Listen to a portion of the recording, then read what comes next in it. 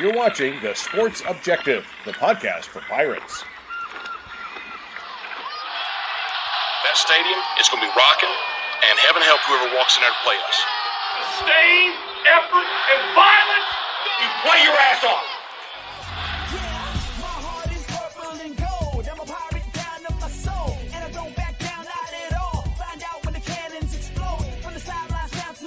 You're watching the Pirate Preview on The Sports Objective. Join us every Tuesday night on YouTube Live as we're joined by beat writers and other media members as we take a look at what lies ahead for the Pirates.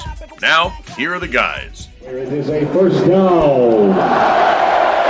Pirates. Welcome into the Pirate Preview here on the Sports Objective every Tuesday night. Paint it gold on Saturday night as the Pirates look to get their first win of the season against Gardner Webb at Dowdy-Ficklen Stadium. Of course, on ESPN Plus at 6 p.m. Let's bring in now, ladies and gentlemen, all the way from Greene County, Kyle from LaGrange. What's going on, Dave? It's painted gold night. What is Gardner Webb's colors? I don't even know. Was it blue and red? They're on the screen, red and black. Oh, right in front of my face. Okay. Right there it is. Okay. I was just making sure there was no gold.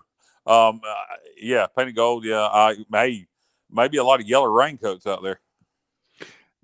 That's right, Bubba. You come in to sit in the rain? Oh yeah, I'll be there, rain or shine. Hopefully, we'll have good weather, and it won't be like it became in that second quarter against Marshall, or late in the Appalachian game. But yeah, I'll be there, rain or shine. Hopefully, the weather will cooperate because, very smart scheduling from the standpoint of family weekend. In the past, I think Mike Houston's first year, I want to say that William and Mary game was family weekend. We had 40,000+. Yeah. Last year, I believe Campbell was family weekend. We had 40,000 or a little over 40,000. So hopefully that will hold true again. And pretty crazy to think that it's obviously in a great way that we'll have more for Gardner Webb coming in with a 0-3 record for the Pirates, as opposed to the home opener being Marshall, a little over 38,200. Yeah, but if we have good weather, family weekends always seems to be a big deal here. But the problem is, if you've been watching the forecast, it's got a tropical system, kind of, or a tropical, not a hurricane or anything, but a tropical system moving up from the south, and the heaviest rain is supposed to be along into the east of 17 and wind, but 17 is a little Washington, so it ain't very far from Greenville. So it could be dicey Saturday night with the rain and wind. I'll be there, but that may play to our advantage with what we do on offense versus what Gardner Webb does on offense. Well, that's something I was going to ask you earlier this afternoon, Kyle, is that very thing, running and defense. That would definitely help us out, wouldn't it? Yeah. If we can get the run game going, yeah, you would think so. There's two schools to talk to that. I've heard some coaches say that they believe that, in the rain, that since the receivers know the routes, that you can actually, Logan used to like to pass the ball in the rain. He used to go deep a lot in the rain.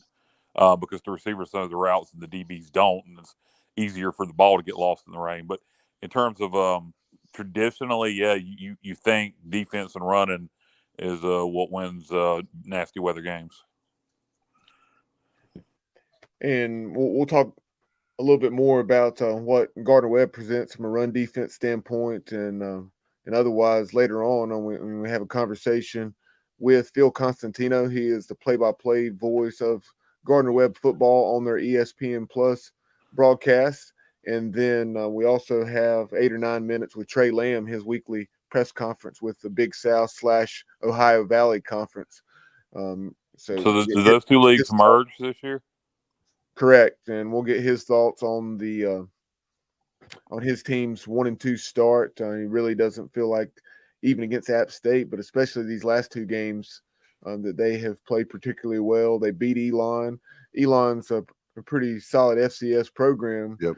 But I think 34-27 was the score, and he felt that they should have won a little more comfortably in Bowling Springs against the Phoenix.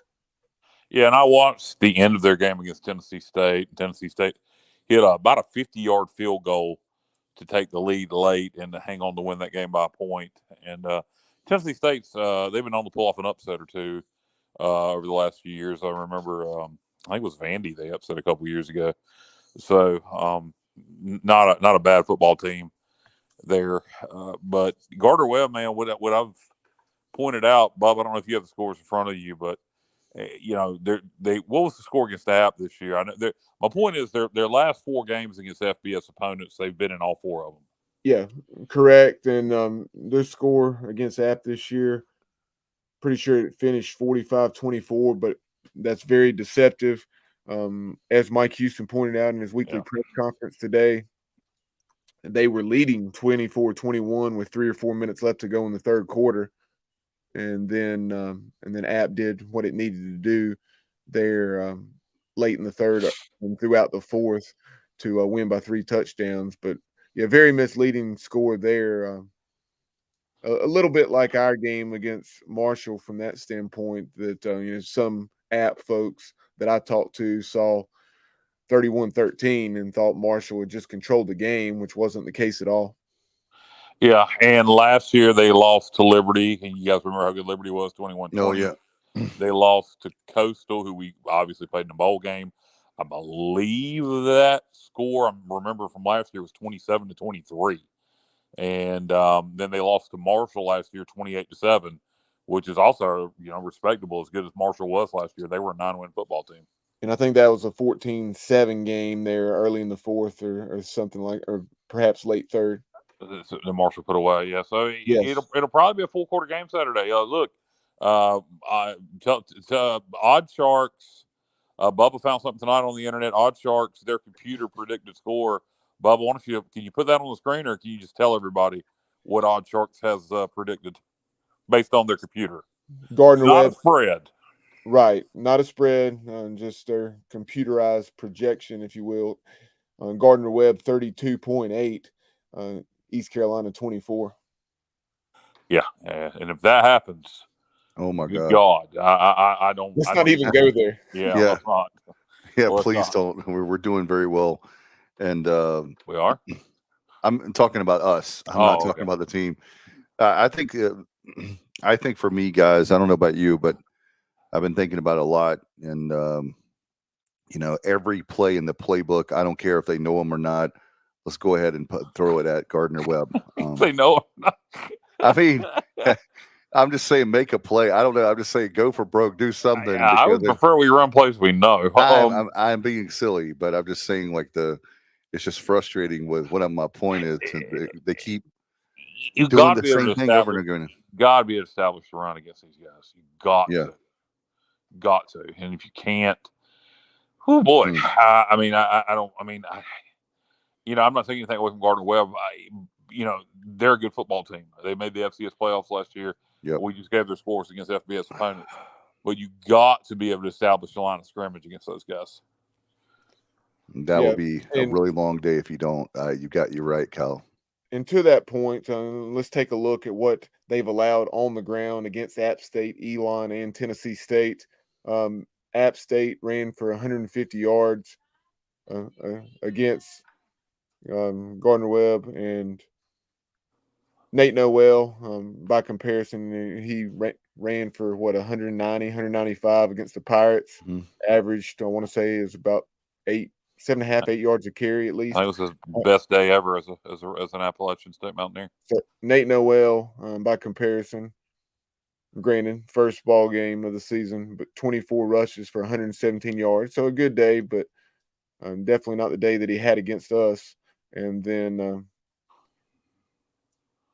you also had Mikael Haywood, who's the Navy transfer that we're familiar with from when he returned the kickoff for a touchdown against the Pirates a couple years ago in Annapolis. Haywood had 11 rushes for 46 yards. So what did Elon and Tennessee State do against them running the ball? Give me a moment. I'll have those numbers as well. So Elon Elon ran for 127. Okay.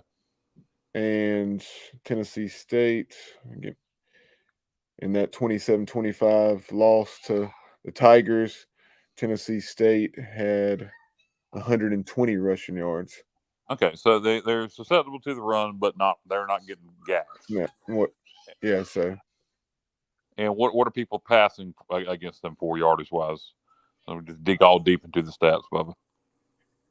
So yeah, against the run, they're roughly giving up, 130, 135 yards a game. Pirates, as you say, we have, if we want to be who we plan on being, we gotta, run for right at a couple hundred yards in this game, 175, 200 yards, in my opinion.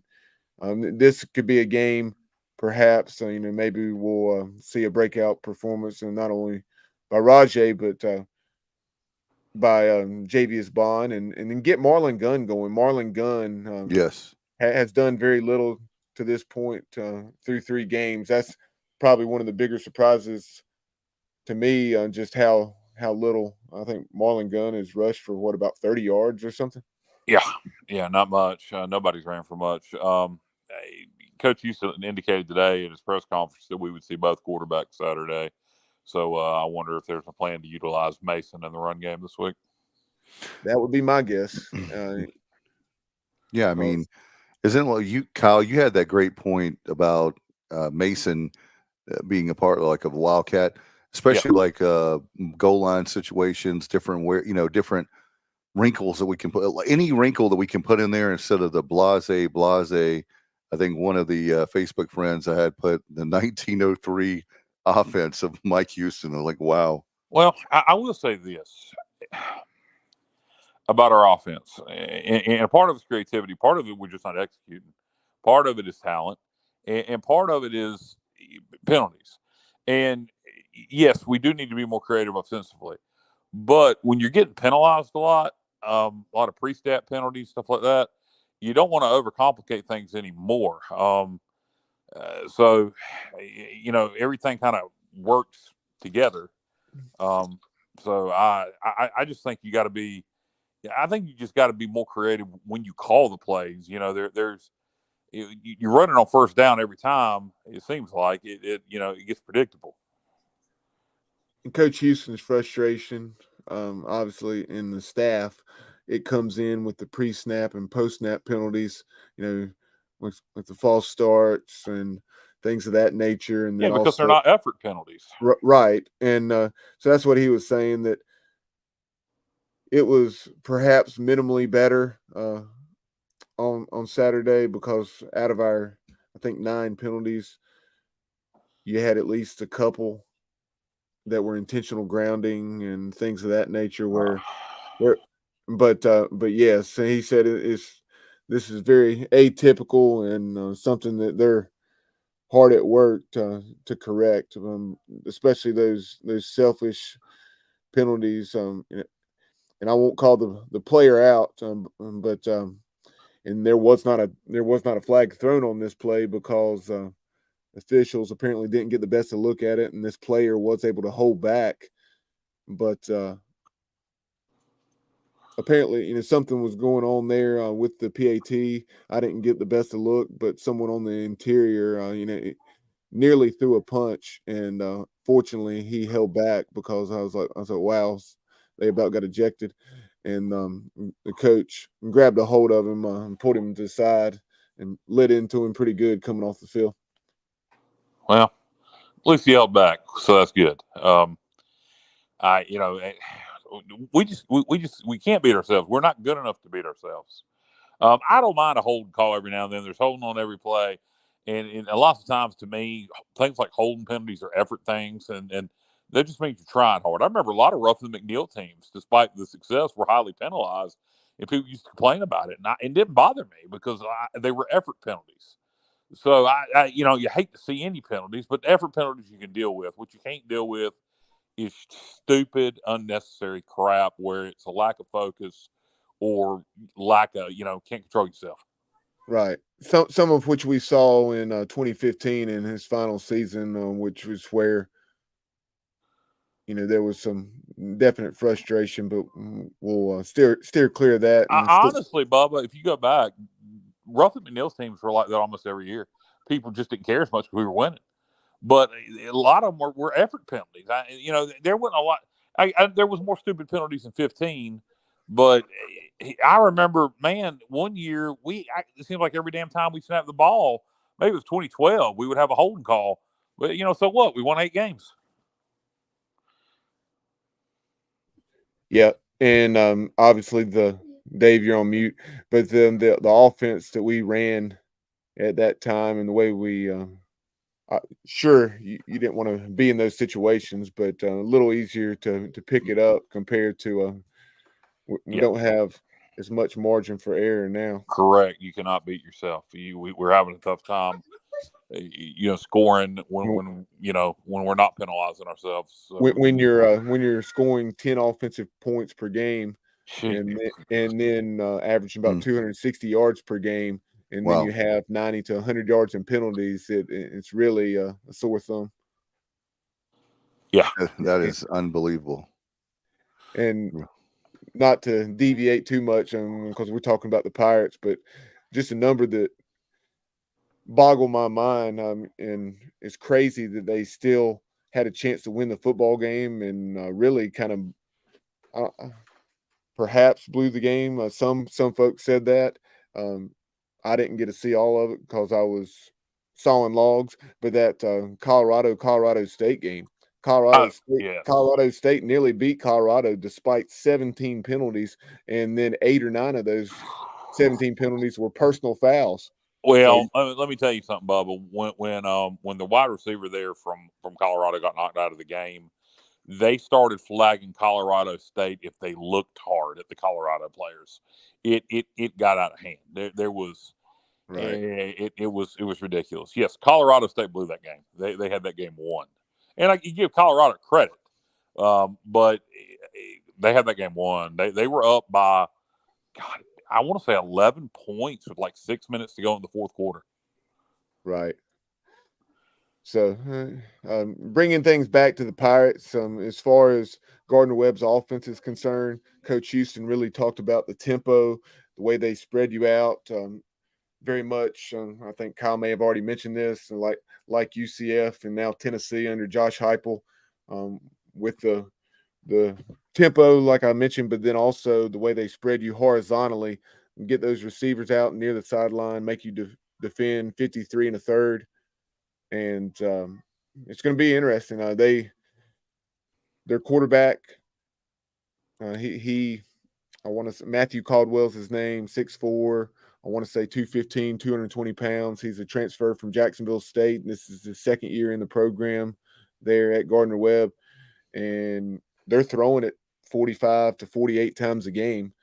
I think 45 is the least number of pass attempts through 3 games. And a lot of those are the underneath to intermediate variety. So we're really going to have to tackle well in space. And something that was glaring, after completing roughly 65% of his attempts against App State and Elon, he was only 20 of 49 against Tennessee State. And I asked Phil Constantino if he could, who you'll hear from here in a little while, so we won't go too far into this, but Phil Constantino was telling me a little bit why that was, and Tennessee State got tremendous pressure. So keep an eye on that. Let's hope that the veteran defensive line and very talented defensive line for the Pirates, especially against the run, let's hope the pass rush and Coach Harrell can dial up some things and we can get some heat on Caldwell. If we don't, it's going to be a long night. I do think, safety, we can tackle pretty well, but yeah, we really need to tackle well. You read my mind there. That's something else I've seen, guys, and was going to ask you about is it seems like with the tackling, missed tackles, but ultimately the penalties, I think if we can erase those penalties or a lot of them, that's going to be great for the team, because they need to, just like you said, Kyle, we got to play a clean game. I hate to say mistake free, because it seems like you say that every time, But we've got to do that. If we don't, man, it's going to be, like you said, it's going to be a long night. And can you? I tell you what, Bubba. I'll tell you one thing right now. If we lose on Saturday night, I don't even know if I want to listen to Kyle in the fifth quarter. Well, I don't even want to think about losing Saturday night. But Gardner Webb is capable of beating us. I mean, yes. If you don't think they are, no joke. You're completely out of the loop, and you need to go check some scores of what they played against FBS opponents, as we mentioned earlier. No, you don't even want to think about it. But man, we'll talk about it if it happens. Let's say we're gonna take care of business Saturday night and send the Runnin Bulldogs running back to Bowling Springs. And quite frankly, I hope we win it by 21. But quite frankly, if we win it by 1, I'll take it. We just need to get out of there.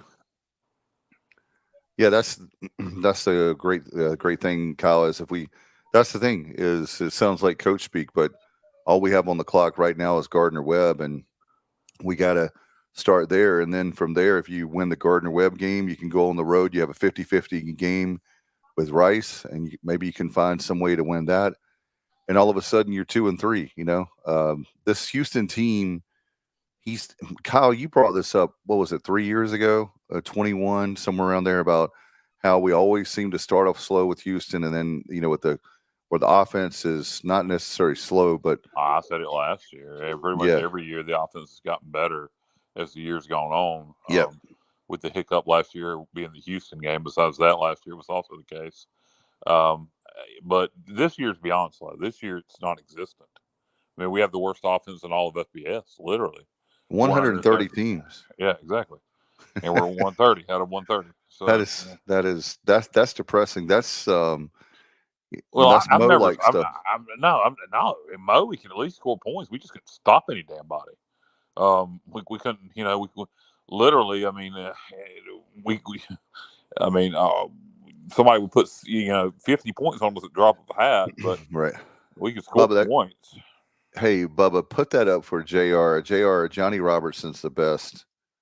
He and Bubba always, he says ECU opponents have gained 11 first downs due to Pirate defensive penalties. 11 first downs. That's amazing. Thank you, Johnny. You're the best, bro. Wow. He's not only a great guy, great Pirate, but he always contributes to our show, and it's greatly appreciated. Yeah, you can't do that against Gardner Webb. No.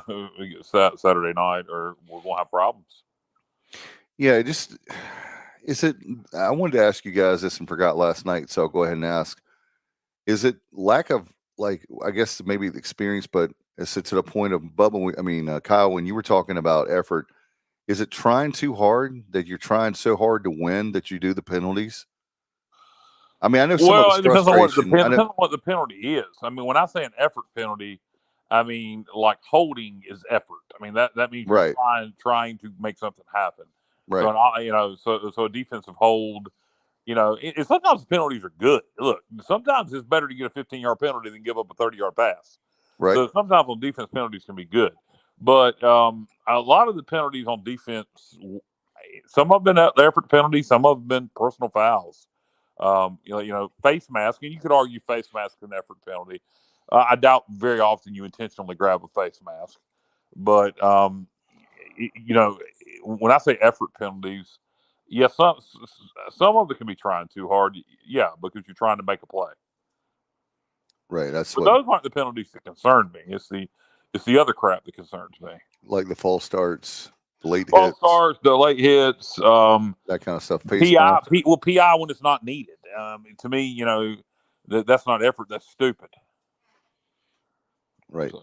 A lot of times the quarterback is not going to make the throw, and you just bailed them out, like Johnny said, with 11 first downs due to defensive penalties. That's just, that you think about that, and we're only the thing that's you say 11 first downs, but that's in three. Think about it. That's in 3 games, and these games that we have, except for Michigan, are 50-50 games where we have a shot to win.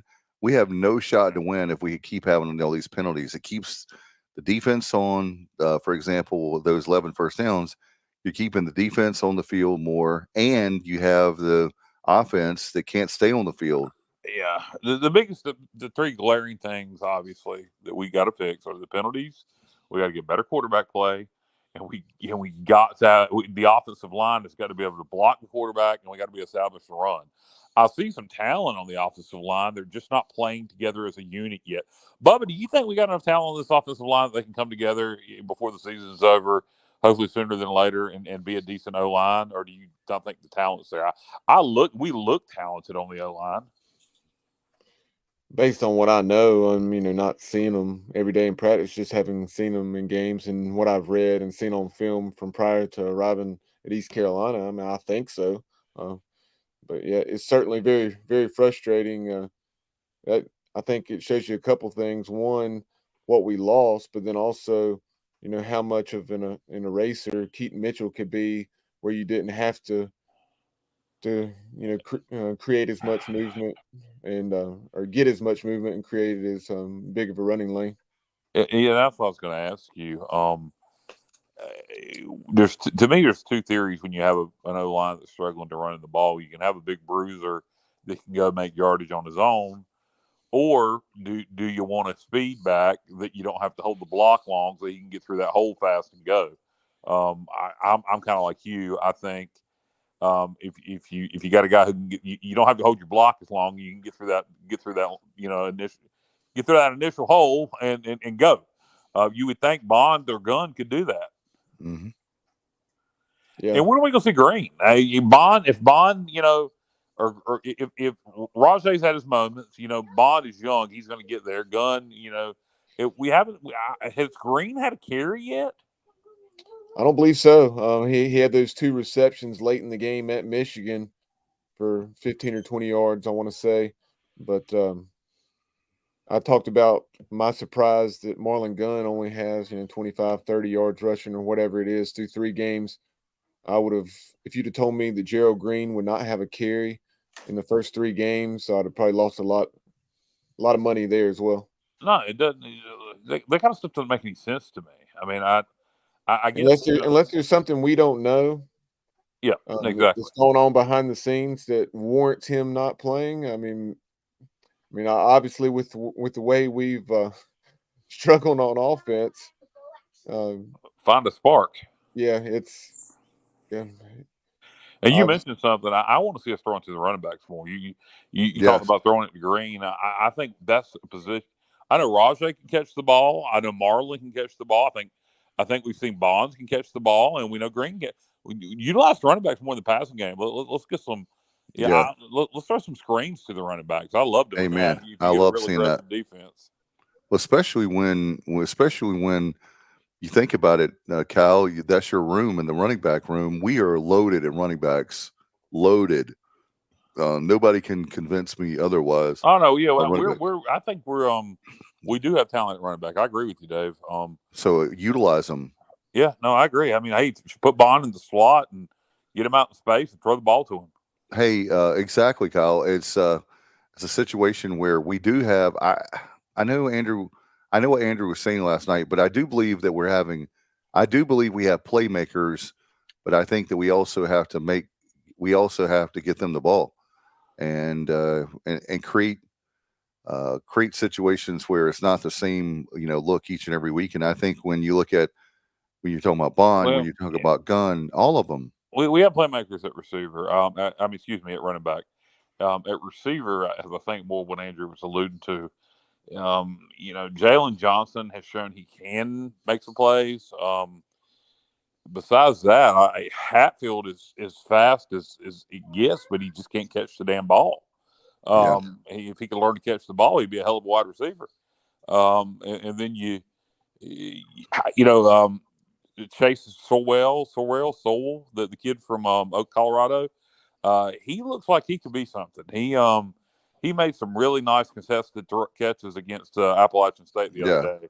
I think he's got a bright future here. I got an interesting stat that Stephen Igo brought up on his show on today. He brought up a fact that for the last 3 classes we've had under Houston for wide receivers, the only one we have left on scholarship is Brock Spalding. Yeah, and that is something that I had noticed for a while is that we have not done a good job recruiting receivers. In So fact, that it's something I have mentioned. I don't know if you guys remember it, but I've mentioned it over the years that I didn't think we had done a good job recruiting receiver, and it's been a concern to me. And it's rearing its head this year, along with I think that's also affecting the quarterback play. I think if you had C.J. Johnson and Tyler Winstead back. Snead and Winstead and Prohl, and if you had all those guys, you probably make the quarterback's job a lot easier. Yeah, and also, guys, we've got to get the ball to Shane Calhoun. Yeah, it's a good call, Dave. Good call. Shane catches anything you throw at him. We just don't ever throw anything to him. That's a frustration for me, as that position was never utilized. We talked about it numerous times under Mo, and now we have a situation where we have a guy that's a tight end that can block and he can catch, and he's a mismatch. He's such a mismatch, but that's and one you would thing. think against an FCS opponent, he could really create some mismatches if we get True. the ball to him. Yeah, he had 3 catches for 28 yards against App State. We got it to him. Got it to him on a slant route one time and lined him up to the left and threw him a slant route. Looked good catching and running. Okay. And then another time, I want to say is perhaps off the play action. We got it to him on App's sideline there in the first half. But yeah, we got to find a way to get Shane some more touches. And then Jari Patterson, he stepped up. He's another one that he's a freshman, right? Patterson? 0. Yeah, and Jari is he's been in the program. Yeah, he's a Marshall transfer. Yeah, 0, right? Yeah. Yeah, Jari Patterson.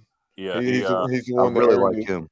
He was awarded a scholarship during fall camp.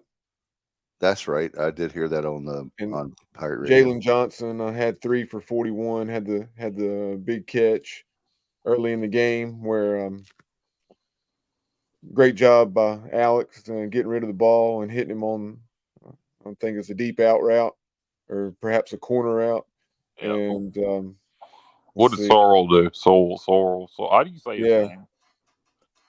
When I looked it up on the Colorado website when we landed him, it said Sowell.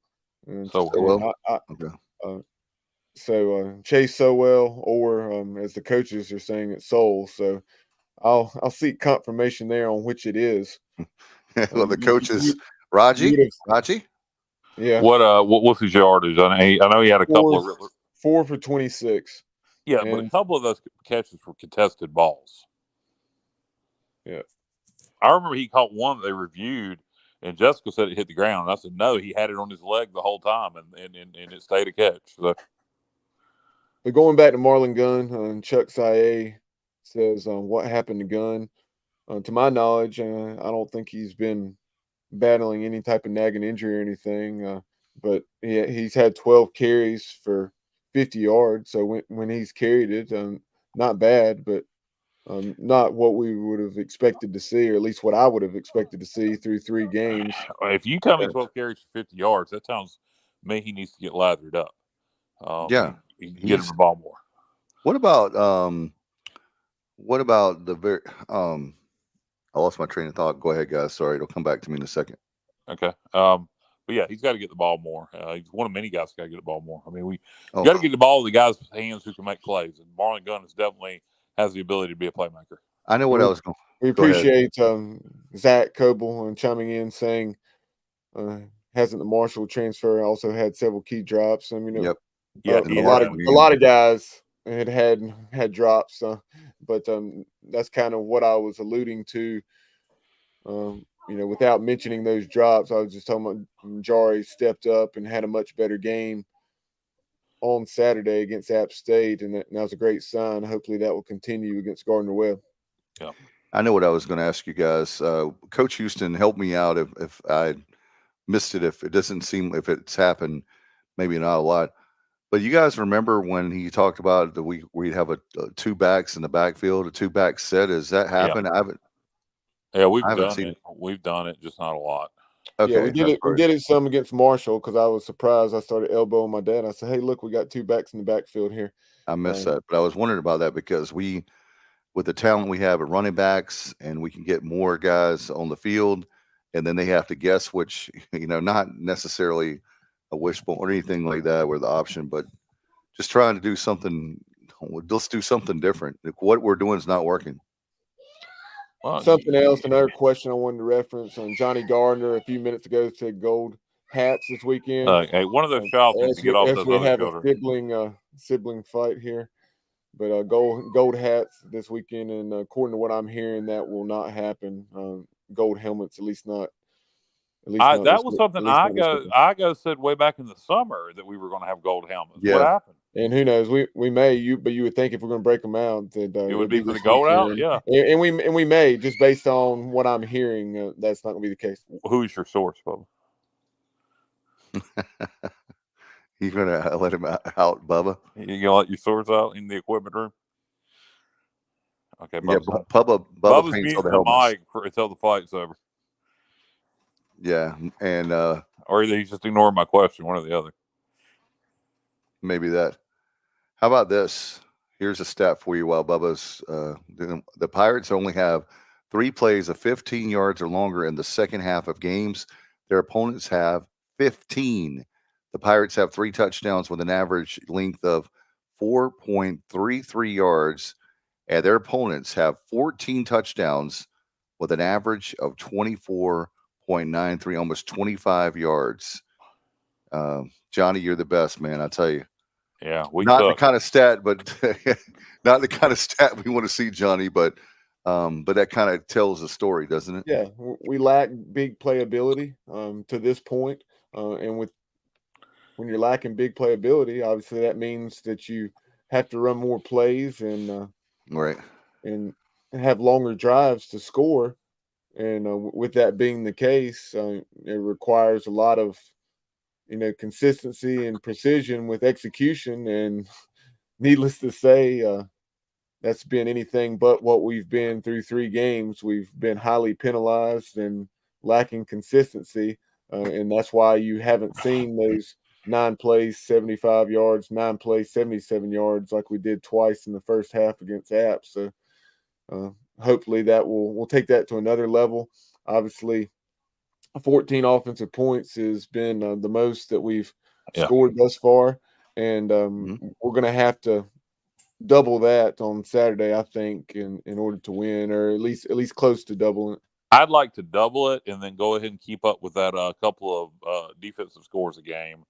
And oh man, that was drop 42 on them. Yeah. I really thought when going back to that game on Saturday night, when I saw the pick 6 and that scoop and score, I really thought we were going to win that game. I said, "Wow, this is like so awesome!" And that's how do you? This is. I wish I could say the same.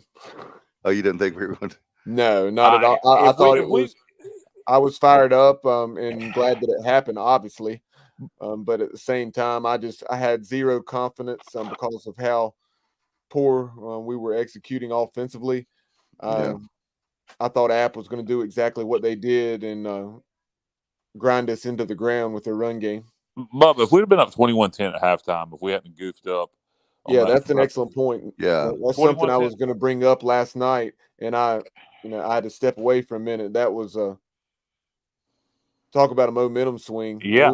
We went from 21-10 with just over 2 minutes left to go in the half, and then less than a minute later, because of a big kickoff return, a penalty, and then a couple of big runs, it's 21-16 at halftime. Yeah, if it's 21-10, they may start pressing. Yeah. Let's say everything else plays out the same way. Let's say they come out and score and they make it 21-16 at that point, and then let's say the turnover happens, and then we go back up by 2 scores again. I mean, it's you never know what would have happened had we went up 21-10 at halftime. That was a bad time to let that happen. It was just horrible swing. By the way, bro, Matt Semenza says, "What about the Kansas transfer Keelan Robinson? What's up, bro? He's working hard today." Has Keelan played, Bubba? I believe so. Not 100% to be honest. I want to. For some reason, I was wanting to say that he maybe played up at Michigan, but I'll go back and look at hoisted colors and the snap counts that Stephen Igo post. Okay. Yep. And look, here's another great one. What Johnny said. JR says, I posted those stats so that we can look back in a few months and appreciate how far that we've come. And that's the one thing the disappointing thing for fans, and I know they have every right to, we're all upset. But when I go back to Morgan Ehlers, he said we're going to have growing pains and we will get better. The question is, when will we start getting better? I know that, but better be this weekend. Yeah, Saturday is a great start. And Bubba, do you think if you get a nice look, if we keep up with the growing pains, we might be saying who's the boss. Waka waka. and Bubba's going to be head of the class. I saw that. We can start doing ABC sitcoms. We'll take it step by step. Okay. Oh man, yeah. So I may have to start watching classic reruns instead of the ball games, but I hope that doesn't come to. I think we're going to play better. You do what you need to do. It takes different strokes. Yeah. And I tonight keep them coming all night, Dave. I can just keep them coming all night. There's three of us, so we can have Three's Company. So, well, shit. Oh, he got me. Bubba's like, yeah.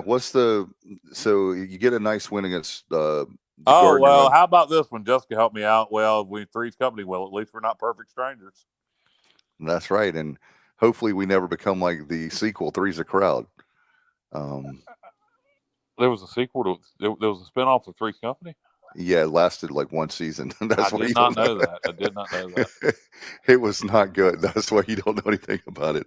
That was one of my all-time favorite shows. In fact, today is like the anniversary of the last episode in 1984. All right, quick trivia before we move on with the Gardner Webb talk and get on to the interviews that Bubba did earlier. What television series was John Ritter a regular on before Three's Company? The Waltons. You got it. There you go. Very good. You and I I told you that was like when I was a really small child. That show was right up there with one of my favorite shows still. Happy Days and Dukes of Hazzard, Incredible Hulk. Yeah, I love it. Probably one of most people would not guess that about me, that the Waltons is one of my favorite shows of all time. It's a great show. Yeah. Bubba, as far as Keelan Robinson and Matt's question, perhaps Bubba's like, okay, back on track. No, I was trying to see if I could find the snap counts from that game. He perhaps has played on special teams or something. I'm not sure, but needless to say, he has not recorded a catch. Well, who knows? But Coach Houston did allude to back in the summer that some of our transfers maybe weren't used to the work ethic that we required, and I'm not implying that it was him, but you have to wonder. I hadn't heard really good things about him. Of course, was he the one that got mono? You're right, Kyle. He did. Yeah. You're right. That may have a lot to do with it right there. Because he was performing very well. Didn't he do well in spring ball? Yeah, well, he was looking good during summer workouts. Okay. I don't think he was here for the spring. During the summer workouts and then perhaps early in camp, I heard a lot of good things about him. Yeah, he had mono. Mono can put you on your ass for several months for some people. So, yeah, every person, just like anything else with health, every one is like different with that. But what do you? So, guys, are we going to do our predictions now, or are we going to wait till Thursday? Yeah, I'll go ahead and get mine now. Okay. I think we have to win. I think we'll find a way to win. I don't think it'll be pretty. I don't care. I don't care about a pretty win. I just want to win. I'm gonna say the Pirates win it 31-21.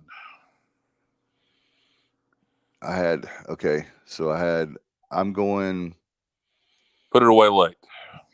All right. I'll say I was going something like 35-27, something like that. It's going to be a little more than it's going to be around a touchdown for the Pirates. Is what my gut feeling. I hope it's more than that, but that's my. Hey, we'll take it. I don't care. Hey, as much as I want to win by more than 8, if we score 35 offensive points, and hey, I'll take that, because I know we can play good defense, and Yeah.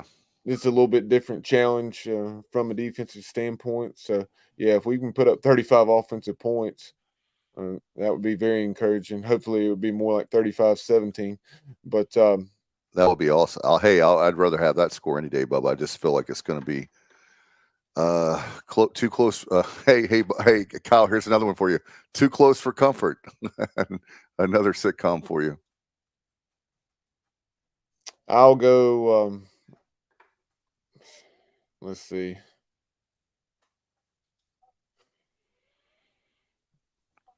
I'll say East Carolina 30 and Gardner Webb 20. Okay. And I really had 31-21 kind of in my head, or 31-20, but just to be different from Kyle, I'll say 30-20. Hey, just like you said, I'll take 30 points, right? I'll say we score 3 offensive touchdowns and 3 field goals. And I can see give that. up 2 touchdowns and 2 field goals. Yeah, I definitely can see that, Bubba. It's gonna be fascinating, guys. I know that we have a lot of great programming coming up. We'll talk about that. But first, I know, Bubba, you had a chance earlier this afternoon to sit down with the play-by-play voice of the Running Bulldogs. I did. We'll actually hold that another few minutes, about 10 minutes to be exact. First, we're going to go to Trey Lamb, the head coach of Gardner Webb. He was with the OVC, the Ohio Valley Conference / Big South Conference weekly Zoom press conference today, and let's hear right now from Gardner Webb's excellent head coach, Trey Lamb. Gardner Webb head coach Trey Lamb, Runnin Bulldogs played their first association conference game this past week, came up just short 27-25 at Tennessee State. They'll go on the road. They got their second FBS opponent of this season, East Carolina, this weekend. So, Coach, just some thoughts on your team, and then we'll go to some questions. Yeah, give Coach George and Tennessee State a lot of credit. I think they've gotten a lot better. They played really well Saturday night in a lot of phases, particularly defensively. I thought they did a really good job of being patient, not giving up the big play against us. Credit to them for finishing the game. Credit to their kicker. Made 2 50-yard field goals in the last 6 minutes of the game. Just a brutal way to lose. I think the lesson for us is we've got to find a way to separate. I've said that for 2 weeks now. We beat Elon last week in a game I thought we should have won by more. And then last week I thought we let Tennessee State hang around and didn't get it done. But they deserve all the credit. They were able to finish the game. It was a hard-fought battle. It was competitive. I think Coach has done a really good job of building that roster, playing with discipline, not beating themselves. Their quarterback came in and played well for them. So tough loss. We got a lot of lessons to learn. Our special teams right now are absolutely gutting us. Offensively, we punted 10 times. I don't think I've ever had that happen in my career. As a play caller, we had over 400 yards of offense and scored 25 points. So that's clearly not enough. We got to finish drives in the red zone. We missed 2 chip shot field goals. A lot of self-inflicted wounds. We're just not playing our best football as a team. And our defense was awesome. They were lights out. They played way too many snaps. They forced 11 punts. I think they defended 17 or 18 drives in the game, which is ridiculous. We've got to be able to stay on the field offensively on 3rd down. We got to be better on 2nd down. And we had too many self-inflicted wounds in the special teams game. We snapped one over the punter's head, gave them a free score. We didn't recover a kick after a safety. Just a comedy of errors on my part. I got to get that cleaned up as the head coach. Obviously not pleased with the result, but we've got a special opportunity this week, our last FBS game of the season, and we got a chance to go upset East Carolina, who's 0-3 right now, but Coach Houston's done an outstanding job there. I think he's developed that roster. They're having a little bit of quarterback issues, in my opinion, but they're still really good on defense. They play extremely hard. You can tell how well coached they are. I got a ton of respect for Mike Houston and the way he runs a tough, hard-nosed program. Perfect. Thanks, Coach. If you have a question, for Coach, let me know down in the chat, and I'll call on you. But we'll start with Jacob first. Go ahead, Jacob. Hey, Coach. It's been a while since this team's lost a regular season game. What's the mood been like after that loss? What was your message to them, and how's practice been since then?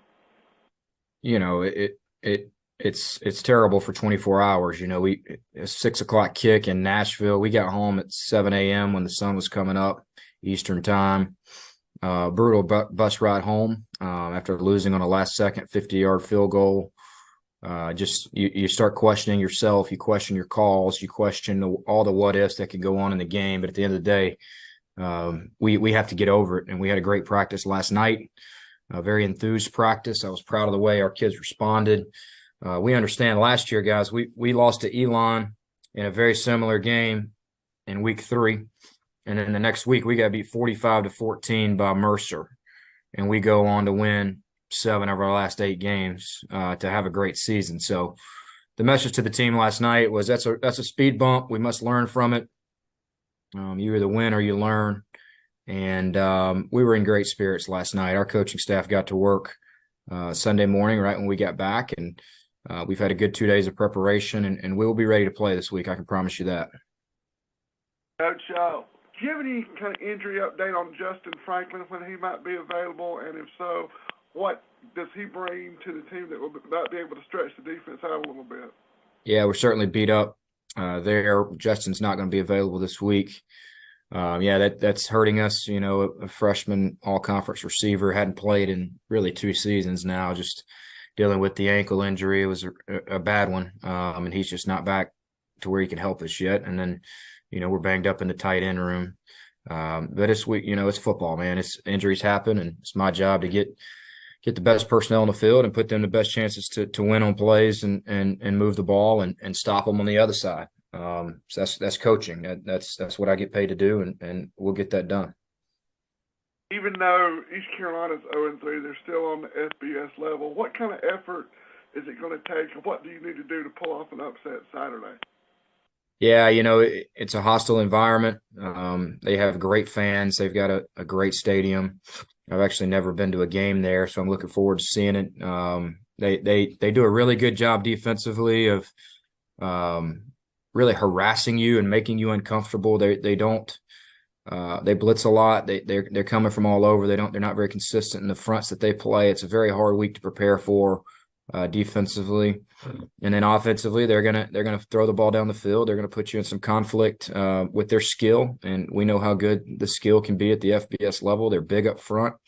Garcia can run. He's a problem with his feet. I think they're having some quarterback competition right now, which surely they'll get that figured out this week, and we're just going to have to go play well. We got to play our game and worry about us. We got to get better. We've yet to play a complete game as a team. We're not playing very good complementary football. It's 1 week the defense will get a stop or a turnover or safety, and then we don't go score. And then it's the opposite. We'll go score 2 touchdowns, and then we'll give up a 2-minute drill before the half or into the game that we just give them an easy touchdown. So we're not playing very good complementary football. Our special teams are not very good right now. Our specialists are not playing very well. We're going to have to get that fixed if we're going to win a conference championship, or we're going to make the playoffs. And we got to get that fixed this week. We got to be better at specialists. We got to be better at quarterback. We got to be patient offensively. We got to take those 4- and 5-yard gains if they're going to give them to us. And defensively, we just got to keep doing what we're doing. I'm very proud of the way we're playing on defense, which we got 10 starters back. Like, we knew we were going to be strong on that side of the ball.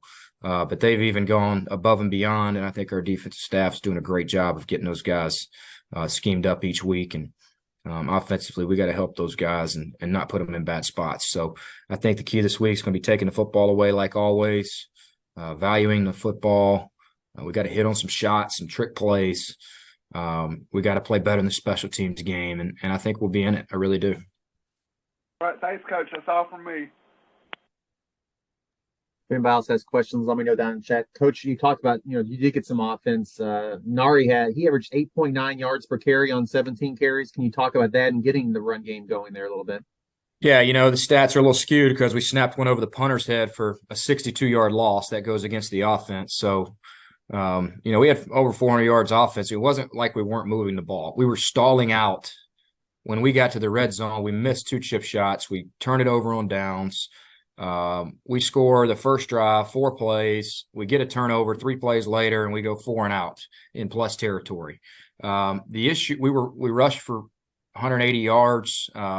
We were fine. I mean, we played okay offensively. We just stalled out, and we didn't finish drives, and we had 0 turnovers. So it's frustrating. It's one of those weird games. They don't happen very often. I'm not going to dwell on it too much, but Nari played a great game. I think he ran for 1, caught 1, and averaged 9 yards a carry. He's a special player. I mean, tells me we need to get him the ball more, but we played fine. We didn't finish drives, and we were awful on third down. We were awful in the red zone, and those critical areas will get you beat. And it did. It got us beat. Last chance. Anybody questions for Coach Lamb? All right, Coach. Thanks for your time this morning. Best of luck Saturday. We'll talk to you again next week. All right. Thanks, guys.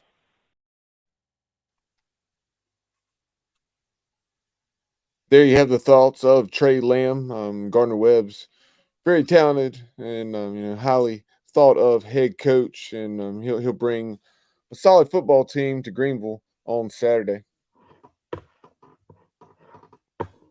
And now let's go ahead. We'll go immediately into that conversation that I had with Phil Constantino, the ESPN Plus play-by-play voice for the Gardner Webb Runnin Bulldogs. And let's go to that now.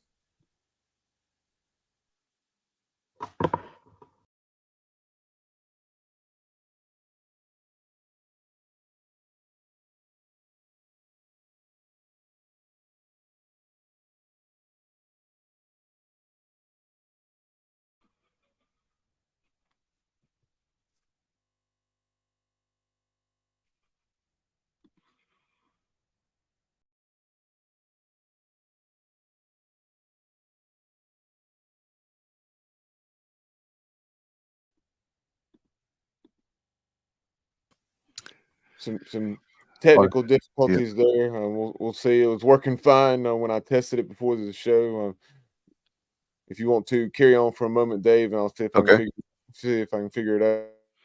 Hey, Kyle, I don't know if you saw or not. If you're, I take it you're still with us, but Morgan. Oh my gosh, Holt Nailers got worked out today by Green Bay. So good luck to Holt Nailers, and hopefully he can land a spot. Love to see him on the. I'm not laughing at that. I'm laughing at Matt. Matt said that Walton's was horrible. Kyle, did you see that? I don't know if Kyle is still with us or not, but.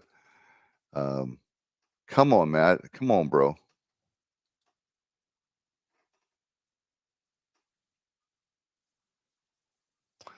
We're going to try that again with Phil Constantino, the play-by-play voice of Gardner Webb. And I guess we'll try to see if we can get that going. Or, Bubba, do you want to release that as a separate interview?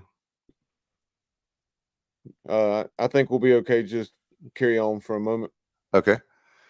Well, by the way, folks, I want to remind you about season tickets. Actually, tickets to this game, 1-800-DIAL-ECU or ECUPirates.com. Talked to Coleman Spain last week, and like Bubba said at the beginning of the show, if you're just joining us, looks like we're going to have about 40,000, but would love to see some more folks there. And don't forget, like we always talk about, you can give your tickets away or you can sell them on SeatGeek. We'd love to have people there in the stands for sure, and get people to come to the games. We need this one really bad on Saturday at 6 o'clock. And on the screen, if you're watching, of course, it shows it up there at Dowdy-Ficklen on ESPN Plus, and we'll see that game. Also, lots of great programming here on the Sports Objective, our great network of shows. And I appreciate Bubba behind the scenes. Thank you, sir, very much for all that you do, and a lot of great content that you can go back on YouTube. Make sure you subscribe to our YouTube channel And you can also like our Facebook page as well. Bubba, do you need some more time here?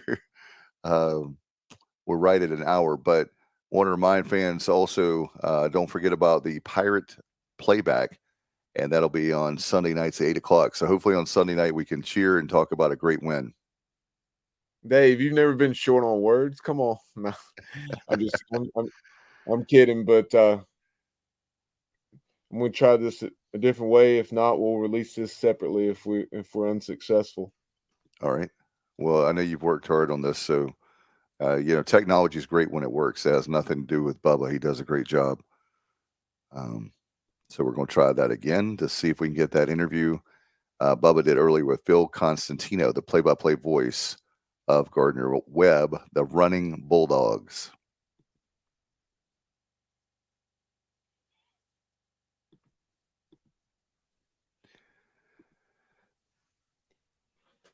Yeah, we'll release it separately. Okay. All right. By the way, before we get out of here, the folks are still joining us. If you can put in the chat, I just want to see Bubba. Maybe we can do a poll on Twitter, on X, but I just want to see the fan base with you guys, and maybe we can put it out as a poll. How many of you think the Pirates are going to win on Saturday night? I'm just curious. I'm not trying to start anything. I'm just curious to see where the mood of the fan base is. I think we win, like I said, but all of us here think we're going to win. But out of curiosity, how many of you think we're going to win? How many think we're going to lose? No judgment, just curious. And then we'll get out of here we'll give you a couple minutes to put those up. And Johnny Robertson, JR, says 100%. I love his optimism. And I know that we've had a tough 3 weeks. Brandon says 27-24 Pirates. Thank you, Brandon. Appreciate you very much. I think Matt's still joining there with us. Justin Butt said, I'll take a win on Saturday no matter the score. Absolutely. I think we're going to win it for sure. Matt, do you think Matt Semenza calling some Matty Ice, do you think we're going to win on Saturday? So we'll see that real quick. If you guys will put that up, and in a couple minutes, we'll wrap it up. I was just curious, Bubba. I know that the Pirates people, like I said, we're all like, losing a game, music, a lot of stuff that normally I'm just so excited about. It's just like, wow. In fact, we had a Bubba on Saturday, that we had the, I'll tell you this story, Hank Williams Jr. tribute, All My Rowdy Friends. And they sang There's a Tear in My Beer. And I said, that's exactly for me on the Pirates because we lost the game. Zach Coble says 21-7 Pirates. Thank you, Zach, very much. Appreciate you joining the show. And I really feel like we're going to win the game. I do. I think it's going to be a close game, but I don't care. I just want to win. And that's all that matters right now is to win. And Bubba, if we limit that offense with the way they fast-paced style that we have not seen to amount to anything to this point. I know we've seen some up tempo at times, but just the way they like to play and the way they go about it. If we limit them to 7 points, that will be pretty impressive. And you look, they scored 24 against App, and then they put 34, I believe it was, on Elon, 34-27, and then you had 25, despite some missed opportunities against Tennessee State. So hope, and then conversely, you look at App, they had scored 45 against Gardner Webb, and then Elon scored 27. And I don't know how this played out, and those points may not have all come offensively. It may have been a situation like on Saturday where the Pirates had 28, but 14 came from the defense. But I do know that they have one defensive end that's a standout, a little bit undersized perhaps, but 6'3", 230 pounds, and very highly thought of by NFL scouts. And you'll hear from him in that conversation with Phil Constantino that you can check out on our YouTube channel as well as Facebook. Yeah, it's going to be really interesting to see. And I'm kind of glad that normally, I don't know about you, Bubba, but normally I want to, watch a football game in a few days. But I'm so glad they have the extra time. And, hey, have a good week at practice. You got that crowd rocking on Saturday night. Anything's possible. I'm not going to give up on my Pirates. Grimesland Bigfoot says the Pirates will stomp the Runnin Bulldogs by at least 15, I should say. I hope. And by the way, I'm back.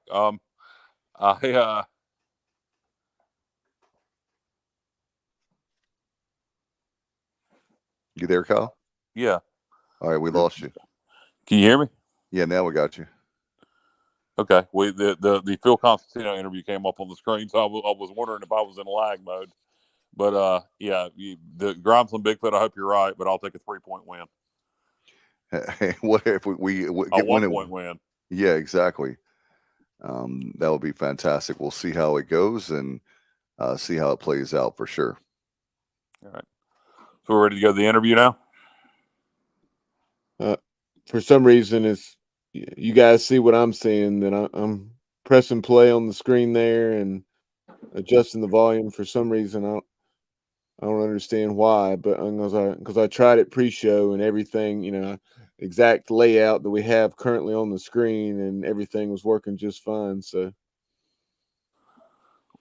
Well, things the happen. beauty of technology, baby. The beauty of technology.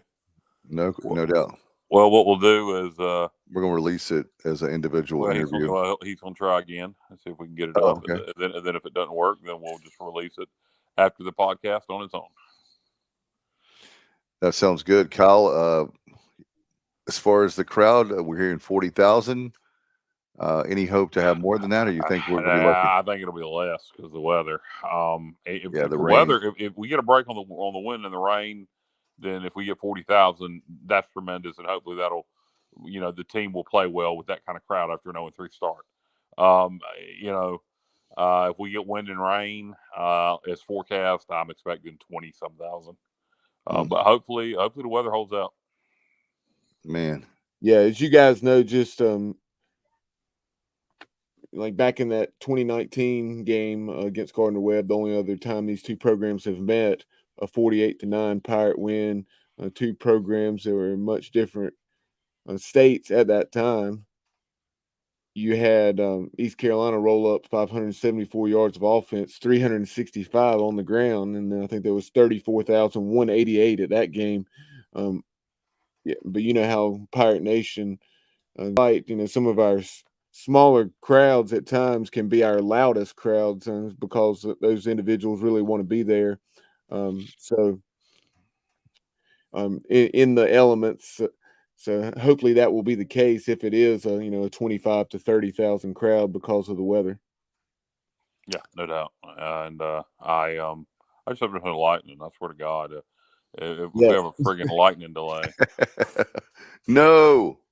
Hey, by the way, Kyle, before we go, you missed it earlier. You weren't there. Matt Semenza says the Waltons was horrible, Kyle. Really, Matt, go back and watch the Waltons. It is really good. The first 4 seasons.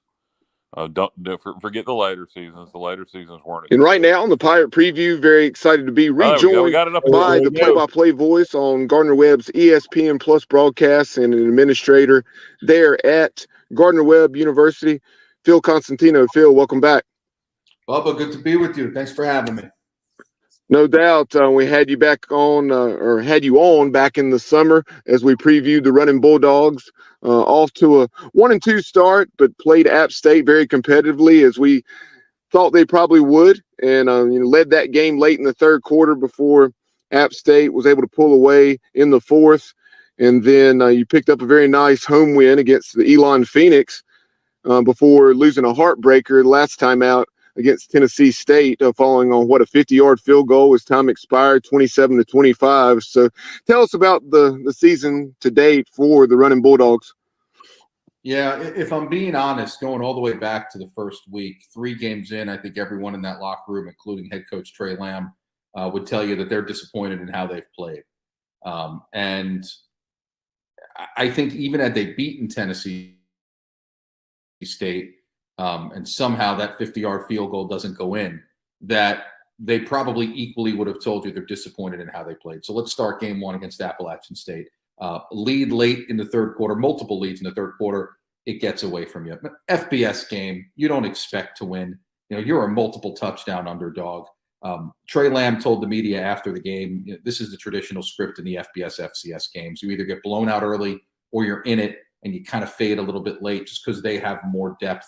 Our top end players might be good enough to compete with them. And that day they certainly were. But as the game wears on and rotations on the defensive line and linebacker positions occur, especially with the amount of offensive snaps that we play and how long the defense is out there, you get worn down. And that happened. But I also think what disappointed them most against App State was just some mental gaffes, late penalties, untimely missed assignments, and a game that they feel like they could have won. Some people in that room probably think they should have won, certainly had the top-end talent to compete and win. They didn't win. And it's funny because it was the best result that day. It was all FBS games for the Big South OVC conference that day. And Gardner Webb by far the best result that day back on September 2nd at App State. And yet everyone in that locker room was disappointed, including the head coach.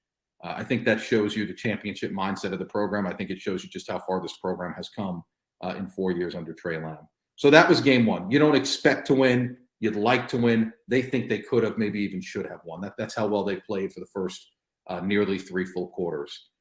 You get to the Elon game, you come out firing, you're playing well, and then you're up 2 touchdowns with 6 minutes left. And next thing you know, it's a tie game, and you need a game-winning drive to go win it with 14 seconds left. So you eke out a victory. Yes, it's a marquee signature win, maybe the best non-conference FCS win as far as a playoff resume in Trey Lamb's 4 years. You beat Elon by a touchdown. They were a playoff team last year. They could be a playoff team again this year. But you kind of slid by. And then last week, everyone in the locker room will tell you that was an uncharacteristic clunker. I've done a few of these interviews today, and I keep going through the plays in my head of last week versus Tennessee State. I'll try and keep it as succinct for you as I can, Bubba, but I'm talking about an all-conference snapper snapping a football well over the punter's head that leads to a 7-yard field and a touchdown for Tennessee State. After a safety for Gardner Webb, a kickoff that the Runnin Bulldogs let bounce like a punt. And I don't know if they didn't know the rules. I don't know if they weren't thinking. They don't touch it. Tennessee State pounces on it. Tennessee State gets a free possession. Things like that, just mental errors that were uncharacteristic of the championship mindset and where this program has been and what this program has become accustomed to. So win or lose that game, even if that 50-yard field goal misses at the end, they win that thing 25-24, and I don't think they come away happy even if they're 2-1. So I would tell you that with where they expect to be, and everyone in that locker room, including the head coach, would tell you this, with where they expect to be at the end of the year, with where this program was last year, with who they had coming back, and we talked about all that depth they had coming back back in the summer, I would tell you they're a little bit disappointed about a 1-2 start. Well, certainly disappointed about a 1-2 start, but at least a little bit disappointed about how they've gotten to that. So. Yeah, based on what you did a season ago and the expectations coming into this season and the way you described the mindset, back in the summer going into the App State game and the season as a whole, that does not surprise me at all.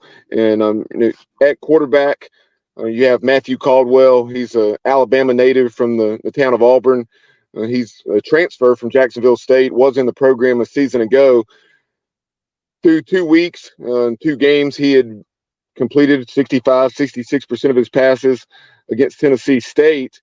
And the Runnin Bulldogs threw it right at 50 times in that game, completed just 20. Was that a little bit of a situation? Was that a lot of man coverage from Tennessee State? I'll tell you what, I think that some people are maybe underestimating. Some people in Gardner Webb circles are underestimating Tennessee State. Yes, they haven't been that good. Eddie George is in year 3. He's got that thing starting to turn. They're receiving votes in the coaches poll after that win. There was not a second to throw the football, and there was barely an open receiver all day.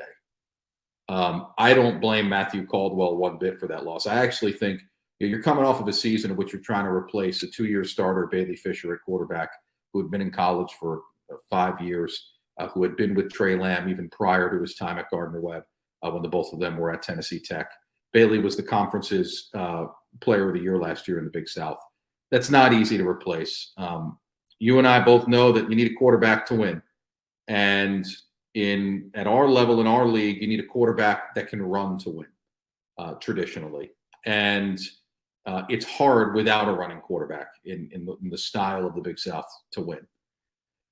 Matthew Caldwell can run. He's not a running quarterback first, but it was a big question mark trying to replace Bailey Fisher. And I can't blame that loss on Caldwell because he had pressure in his face nonstop. And I counted, watching the game, I counted 6 dropped passes. There may have been more. Maybe some of them were good defensive plays that look like drops, but let's say 6 is the number. That's a team that's not helping out Matthew Caldwell. After the Appalachian State game in front of 36,000 people, hostile environment, one of the biggest games that Gardner Webb's going to play all year, one of 2 FBS games on the schedule, Caldwell played pretty well that game. And Trey Lamb stood in the locker room, and when he went through the positives and the negatives of the game, he told his team that Caldwell has played incredibly well. We have a talented quarterback room. We have multiple guys that can do it. He came in here today, first time as a full-fledged starter in his career, and he proved it in front of 36,000 fans. And if everyone in that room knew, if you have a quarterback, it's not the end-all, be-all. I think sometimes in fan circles we overhype the importance of the quarterback, but you know that you can really take off when you have a good quarterback. So Matthew Caldwell, big 6'4" guy, good-looking kid, big arm, fits the prototype. Jacksonville State transfer. He transferred out when Rich Rod and his staff came in, and it was a little bit of a different system. Second year now at Gardner Webb. He did play in some spot minutes here and there last year, showed some flashes, won the 4-way job in the offseason, and he has been, I genuinely believe, one of the bright spots. Despite numbers that may not look great from last game, ultimately you look at it, the offense put up 400 yards, and he was running the show. They just couldn't push the ball in the end zone. Couldn't push it in the end zone one bit. A lot of red zone stallouts. So I don't think Matthew Caldwell is all the problem. And I think overwhelmingly the feeling around the program is Matthew Caldwell is going to be fine, and the team's going to be fine as long as he keeps doing what he's doing. Before we dive deeper into the personnel and talk about this offense that Trey Lamb and company employ, Coach Houston, really emphasized the tempo both last night on his weekly radio show, Inside ECU Athletics, and then also today at his weekly press conference. He was just saying that they snap it fast about every 10 seconds, and obviously throwing it 47, 48 times a game. I would correct Coach Houston, and I would tell him if they're snapping it every 10 seconds, that means they're going a little slower than normal. And that may have, I was paraphrasing there. He may have said at the slowest 10 seconds, but he said it's extremely fast. It's very similar to what Josh Heupel does at Tennessee and previously UCF. So let me let you into a conversation I had with Coach Lamb a couple of weeks ago. This was before the Elon game at home. And Elon has always been traditionally kind of a bigger ground and pound FCS program. Up front, they look like FBS bodies when they come off the bus and out onto the field. And I had a sense, Trey and I know each other pretty well by now. And I'm sitting there, I got my game chart in front of me and I'm making notes. And I look at him, I go, how fast do you want to play this week? And he said, faster than fast. And I said, well, what's the snap count? Because he would always say to me, yeah, we'd love to get 90 snaps a game. He goes, if I could push to 95, I would. So then he started digging deep into his archives. And I asked him, what's the most snaps you've ever had in a game as a play caller? As his time as the offensive coordinator at previous schools and at Gardner Webb. And he looked through his archives and he came up with the number 108. 108 snaps in a game. I forgot what game it was. I was looking at social media yesterday, and they were talking about someone playing all 54 snaps in a game. And I'm thinking all 50, that's half. That's literally half of 108. With the new clock rules, I don't know that he's going to get to 108. It's probably going to be more like, officials say that it's about 8 snaps per game less with the new clock rules. So if he can get to 100 in some games, he's very happy. But it's all about maximizing snaps and maximizing opportunities. He's a very forward, modern thinker, air raid, spread it out type of thinker. And he really is. He's a brilliant head coach. He's a brilliant offensive mind. But he's also a brilliant head coach in how he manages those guys and how he manages the team. And that's why the program is where it is. I know I'm kind of putting you on the spot here, but through 3 games, how many plays have they run in those first 3 games against App State, Elon, and Tennessee State?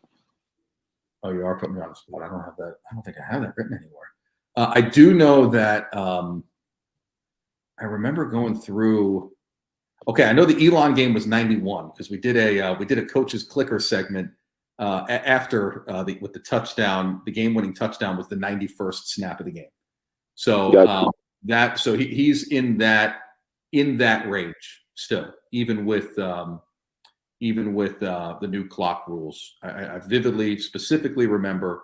I could probably go look it up on my computer here now, but I specifically remember 91 snaps. Was the 91st snap of the game was the game-winning touchdown with 14 seconds left versus Elon. Yeah, the primary reason I was curious about that is with those new clock rules. I was just curious through 3 games, if they're running 80, 85 or what, or how many. But you referenced your tight end, 6'4", I believe, 220 pounds. Tell us how Coach Lamb in this offense likes to utilize him. Is he more is he attached or is he they flex him out both, or how's Jonathan Burns utilized? Yeah, he's the best receiving tight end. It's interesting. He's the best receiving tight end I think that they've had in Trey Lamb's 4 years. One of the things that he had actually said to me after last season was that we need to improve in the tight end department. And Burns kind of came on late last year, and I know that they were looking to recruit some, but he made such an improvement and he's played so well that they love having him. He is their go-to 2-point option. He is a go-to red zone target. I would even say, even when they're on the fringe of the red zone and plus territory, he's kind of a go-to reliable target. He's much more of I believe, of a pass catcher than a run blocker, but he mostly plays attached, so he could do a little bit of both. He didn't play the second half of last week. He kind of dinged up his ankle a little bit. I don't yet know what the full prognosis is going forward with him. I think they're hoping to have him back for this week and be able to play going forward because he's such a key piece to what they do. But it was a noticeable omission on the 2-point play. They had a 2-point play after scoring the last touchdown to take the lead against Tennessee State. They're up 25-24. And obviously that 2-point play would have saved them and would have sent the game to overtime, even if Tennessee State goes down and kicks the 50-yarder like they did in the final seconds of the game. And it was a tight end throwback play. And I actually remember thinking before the play, Burns isn't playing this second half. If he's not in, it's going to hurt them. And he wasn't in, and ultimately it was an incompletion. And I kind of, this is just me. I haven't talked to the coaches and about the coaches tape aspect of it, if that play would have worked if Burns was in the game.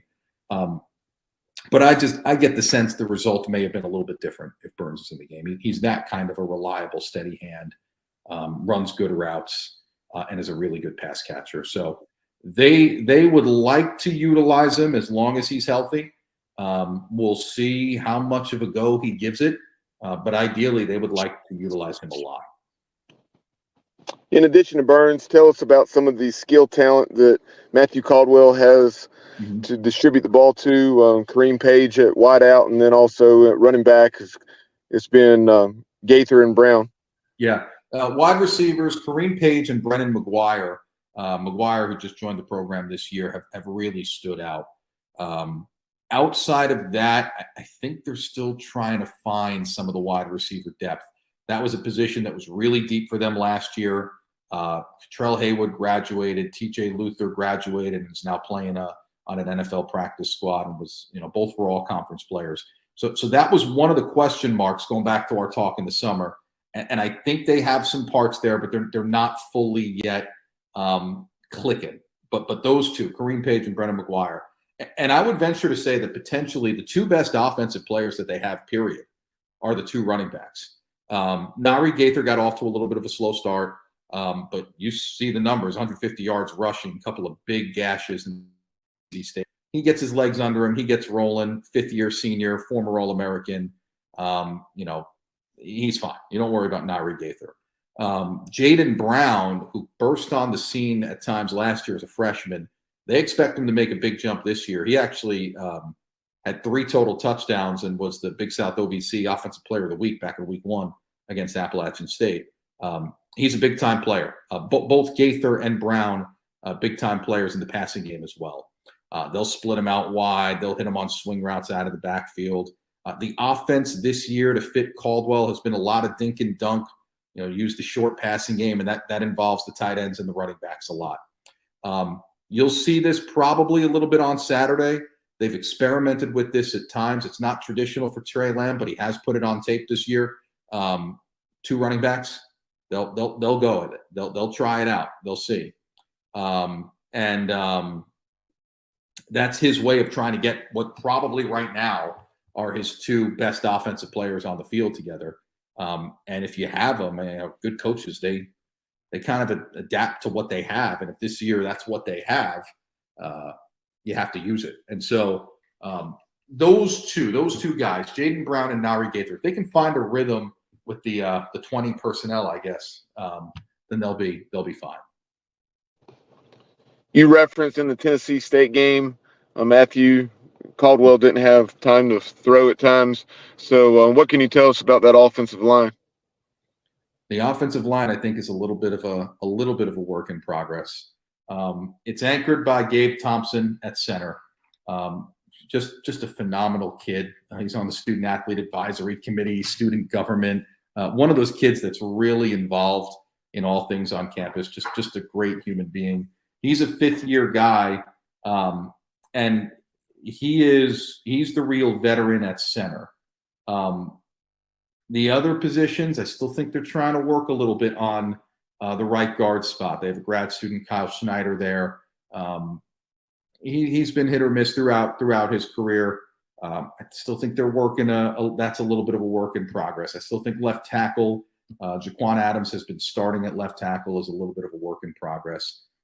It's funny because we kind of felt the same way at this point last year. And this is traditional when you're an FCS program like Gardner Webb. You're going to play a lot of FBS games early.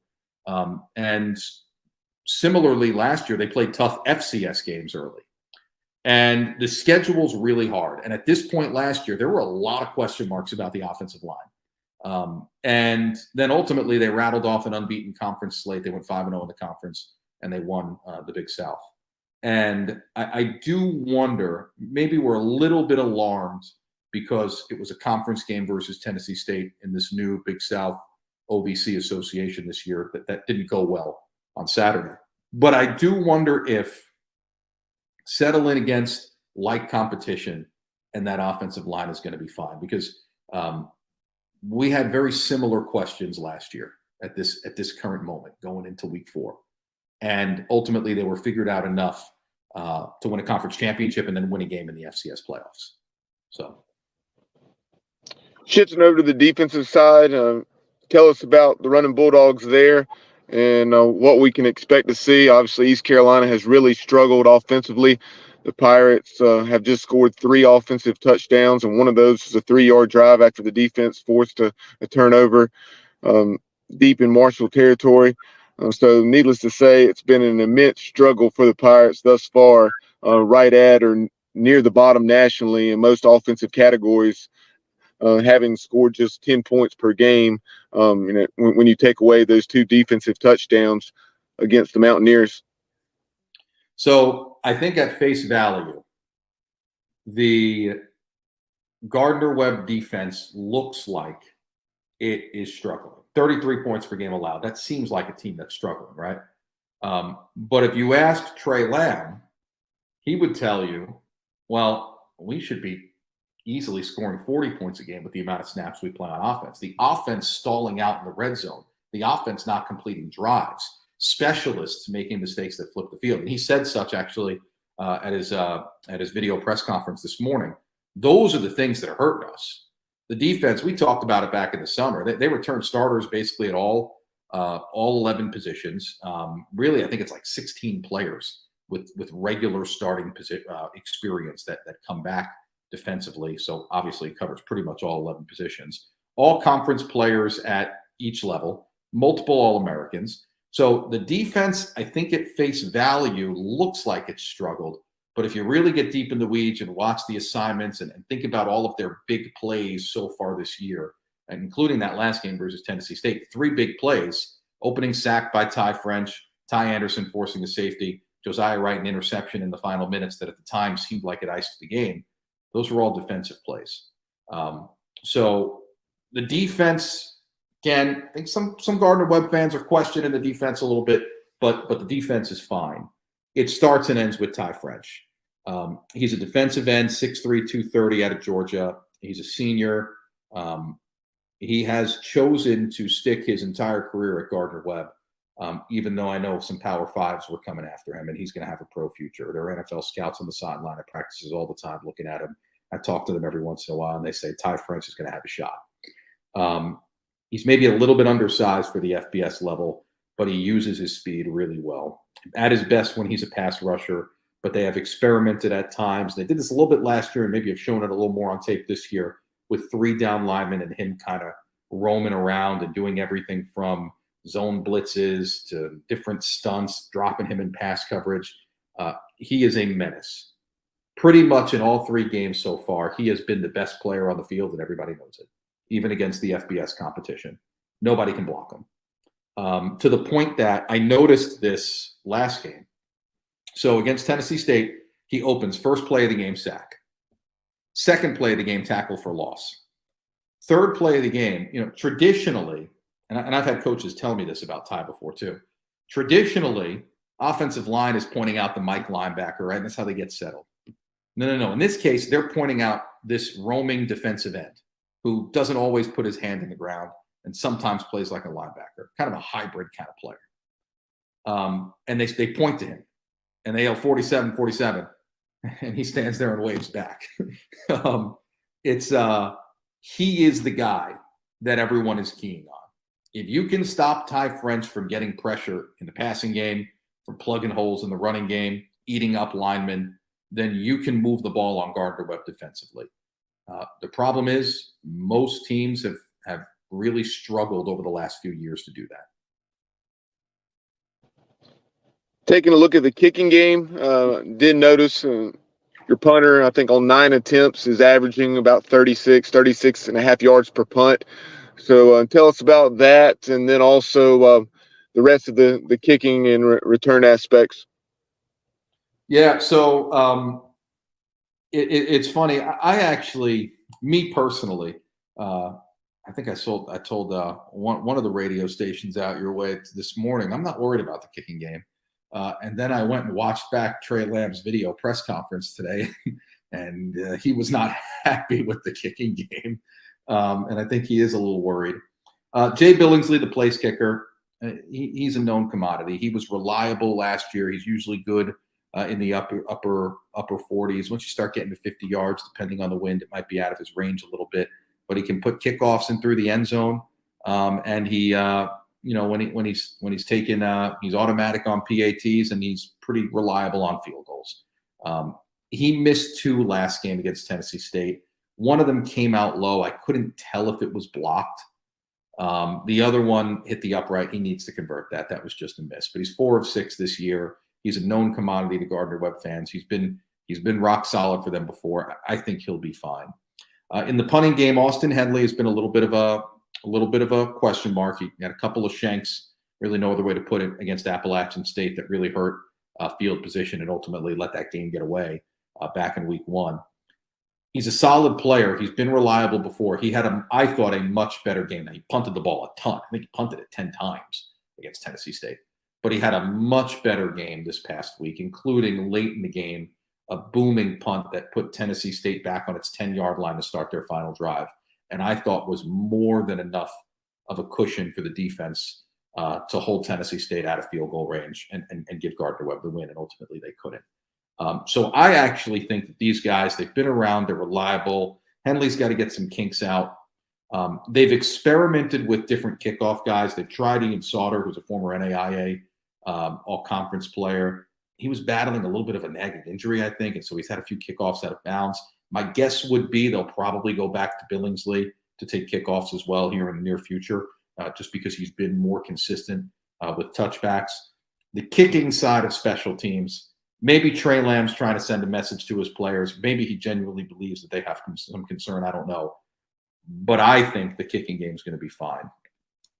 In the return game, one thing they do have, reliable hand in Malik Huggins as a punt returner.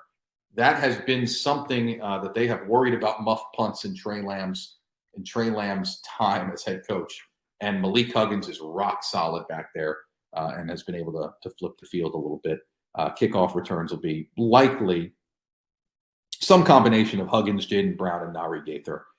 They haven't really had any explosive ones, but they've had a couple kick and punt returns that take off decent chunks that I think, for smart fans realize they do more to flip the momentum of the game than the average person would realize.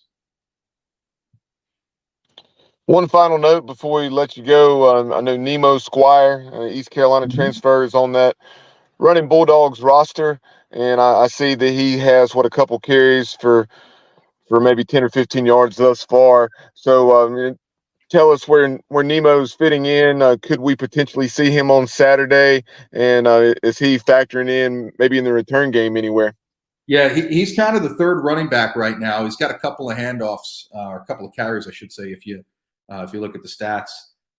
He does have a fourth down conversion. They actually use him. They have this kind of jumbo set. I guess it's becoming in vogue amongst these offensive coordinators to add this straight line T backfield. And Nemo's one of the backs that they use in this setup. It's a short yardage package. It's one of the few times you'll see Matthew Caldwell take a snap under center. And that is when Nemo has been used. And when he's been called upon, he did what he needed to do. But right now he's probably third in that room. And as far as regular offensive snaps, you won't really see him unless something goes wrong with Brown or with Gaither. And if something goes wrong with one, then the other is probably going to take the rest of the snaps. So Nemo's definitely the third option, but he's in that package. So I wouldn't be surprised if you see him in a goal line situation or a fourth down situation again. Again, Phil, really appreciate the time, as it will be a painted gold game for East Carolina hosting the Gardner Webb Runnin Bulldogs, 6 o'clock kickoff on ESPN Plus Saturday evening at Dowdy-Ficklen Stadium. Before we let you run, tell folks how they can follow you on social media. I think you had it up on there. It goes at Phil. Yeah, there we go. There you go. Perfect timing. I don't know if you planned that. But all things Gardner Webb as well at gwusports.com. It's a program, Bubba, I think they I'll say this in my final thought. I think there's some good to come from not playing well and losing instead of squeaking by. I think there's some good to come from that. The overwhelming sense, and you can correct me if I'm wrong, is that ECU fans respect Gardner Webb and are a little bit nervous about this particular FCS opponent when they wouldn't be. And I think that the people around the Gardner Webb program appreciate the respect that comes with that performance has helped build up over the years. So I think we'll get a good game on Saturday. And I think there is some confidence there that Gardner Webb could potentially pull off a big upset here. I'm not saying they're going to do it, not saying they think they're definitely going to do it, but I think they have some belief that they could do it. So should be a good one. Absolutely. I'm definitely of the mindset that, going in based on what I've seen of East Carolina thus far, I've attended all 3 games. I think that this will be very, very similar to that App State game, where it's a competitive contest and, it's up to that, late third, early fourth quarter to see who who was victorious. But you're definitely right. This is one East Carolina entering conference play the following week at Rice after an 0-3 start is in desperate need of. Can ill afford to go to 0-4. But really appreciate your time. And so much respect for Coach Lamb and that program, and continued success. After we meet on Saturday, hopefully the Bulldogs will make another run at a conference title and the FCS playoffs. We appreciate it. Thank you, Bubba. Good to be with you again.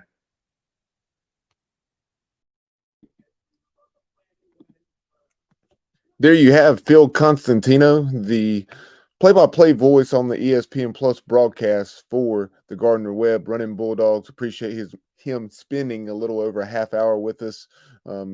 Also, you had the thoughts of Trey Lamb, the very well-respected coach. Obviously, excellent bloodlines there. I believe it's his uncle, Bobby Lamb, who had been such an excellent coach, and still is. I believe, but Coach Lamb had been at Furman, also Mercer, and I want to say he may be at Anderson University now in the upstate. But Bobby Lamb, very, very well respected, and also I believe is Trey's father, who was a very successful and state championship winning coach down in the state of Georgia, as Coach Houston referenced in his weekly press conference today. Speaking of Coach Houston's weekly press conference, go to our YouTube channel to see those comments in full, 16 or 17 minutes worth. And then you also have comments from Jeremy Lewis, Pirate linebacker, and then also Jalen Johnson, the Pirate wide receiver, University of Georgia transfer, who is now in his second season with the Purple and Gold. But for all my co-hosts here on the show, Dave Richmond, Kyle Barber, and Matt Semenza, you've been watching, listening to The Sports Objective. Be sure to follow us on social media, on X at The Sports OBJ, on Instagram at The Sports Objective. You can also follow us at The Sports Objective on TikTok. Like and follow us on Facebook. And like I mentioned, subscribe to our YouTube channel. But until we talk to you later on this week, and perhaps not until Sunday, when we bring you the Pirate football playback after what will hopefully be the Pirates' first win of the 2023 campaign, I'm Bub Rosenbaum. And as always, go Pirates.